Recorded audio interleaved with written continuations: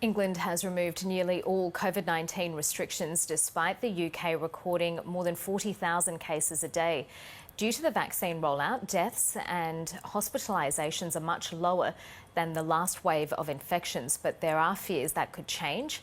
Veer Pushpak Gupta is a doctor for the National Health Service in London and he joins me now. Dr. Veer Pushpak Gupta, thank you so much for your time. You've been working non-stop since Freedom Day. What have you seen? Thank you for having me on the show, Karina. And yes, I mean, we've seen increasing hospitalizations, as you have said. We've seen increasing deaths. We've had 50,000 cases in a day today, or yesterday rather. And we've had about 400 hospitalizations throughout the United Kingdom.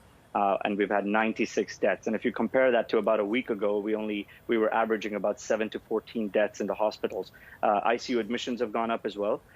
I think the decision was based on a rollout of a very good vaccine program that was done primarily by the primary care network throughout the United Kingdom. But I think lifting of all restrictions all of a sudden would mean that the unvaccinated are now mixing with the vaccinated, and that's where the problem lies. I'd like to remind the viewers that the age group between 18 and 29 are still only 50% of them have only gotten one dose of the vaccine. And vaccination rates have gone down from 500,000 a day to about 35,000 a day. So as vaccination numbers decrease, even though the vulnerable population has been vaccinated, I think we're going to see an increase in cases in the younger population now. Yeah, it's more than 90% of older age groups, the most vulnerable, that are fully vaccinated. So who is in hospital? We know that 60% of them are not vaccinated. Yes, absolutely. And as I mentioned, the younger age group between 18 to 29 primarily are the ones that are being admitted to the hospital. We have to remember that we have a variety of variants that are circulating within the population in the UK. You've got the Delta variant, you've got the Lambda variant. All of these variants have known to cause devastations in different parts of the world in this particular age group, in the younger population. And I think that the decision to remove all restrictions, even though the population has been waiting for it now for about a year and a half, was a bit premature, because until we can secure that younger population who there's a variety of reasons why they're not being vaccinated at the same rate as the elderly. I mean, part of it is that a lot of the younger population is not keen to come forward and get vaccinated, even though the government is encouraging everyone. But I think that until we're able to get all of those people vaccinated in that age group, especially with the variants going around, we're not safe from this virus. And my prediction is that we're going to see some changes in days to come as the NHS gets overwhelmed again. Okay, so just to be clear, are the vaccinated people who are in hospital, are they older people? So we're seeing very few vaccinated elderly that are being, well, even if they're being admitted, we're seeing very few of them being escalated to ICU care. And that is a very important point. The majority of the people that we are seeing that are being escalated to ICU care throughout the UK are unvaccinated, or those that have had only one jab of the vaccine and are not fully protected. And I think that's an important thing to highlight, that please go and get your vaccines, because if the vaccine doesn't prevent you from getting the virus, it will prevent you at least from escalating to ICU care or having advanced disease. And until the entire population doesn't have their 2 jabs, we're going to see people getting admitted and being escalated to ICU care. You mentioned the variants that are circulating there in the UK. How are the vaccines holding up, in particular against Delta? I think they've done quite well. I think there was a study published by Public Health England about a month ago where they showed that both jabs of the Pfizer and the AstraZeneca vaccine gives you about 92% protection against the Delta variant. And I think they've done quite well, especially in the elderly population that have been fully vaccinated.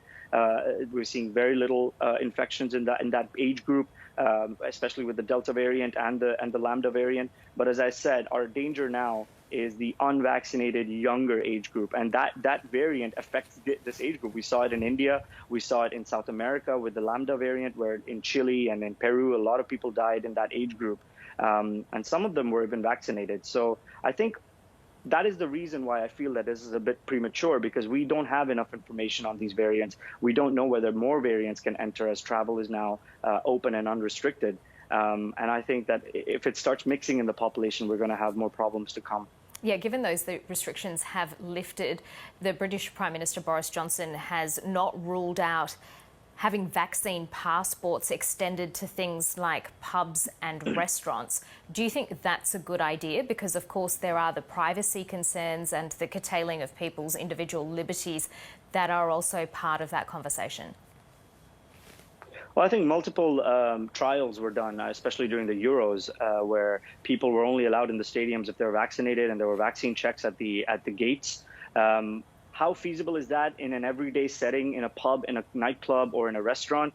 I'm not really sure. The apps work, but they haven't been rolled out as a national app in the UK. There's no such thing as a COVID passport at the moment. There's no actual app that has a COVID passport. You have your NHS app, which shows your vaccinations. But, can that be used on a daily setting? I think the rules are unclear. And that's the problem right now, because we've opened up. We don't have clear rules from the government as to what requirements are needed to get into these settings where you're going to have people mixing together in an indoor setting, especially in nightclubs. And that's my fear, that you have an unvaccinated younger population mixing in a nightclub indoors or in a pub, spreading the virus within themselves. Yeah, I heard there were some 18 and 19-year-olds who took advantage of going to the nightclub for the first time in their lives because lockdown has been so long and so extensive over there in the UK. We know that the British Prime Minister is isolating after the Health Secretary tested positive. Boris Johnson had to backtrack on being part of a trial where he didn't have to isolate but rather get tested every day. I mean, is that the way forward? Is that what the UK is now looking at, rather than people, if they come into contact with a positive case, if you're fully vaccinated, that maybe you do move to this model where you have testing every day? Well, I think we've already been doing it. We're doing it in the healthcare settings for the last couple of months. We're doing it for schools, teachers, and also in the hospitality sector. Lateral flow tests are mailed to your post box every week by the government, from the government website. If you want them, you can get them. You can test yourself, and then you can log them in. So is that testing at home? You do it yourself? Yeah. Yes, that's correct. It's a little kit that you can use to swab yourself, and then you get an immediate answer from the kit, whether you're positive or negative. Now, they're not. The sensitivity and the specificity of that test is still under debate. But yes, they're widely available. They're free of cost. And there's a method to log them in your workplace computers and your systems that will monitor whether you're positive or not. Yeah, those rapid antigen tests are something that we've been discussing in Australia, but they're not widely used here. So it's quite fascinating to hear how it's working over there. Dr. Veer Pushpak Gupta, really good to talk to you. Thanks for your time. Thank you very much, Karina. And the world will have a special program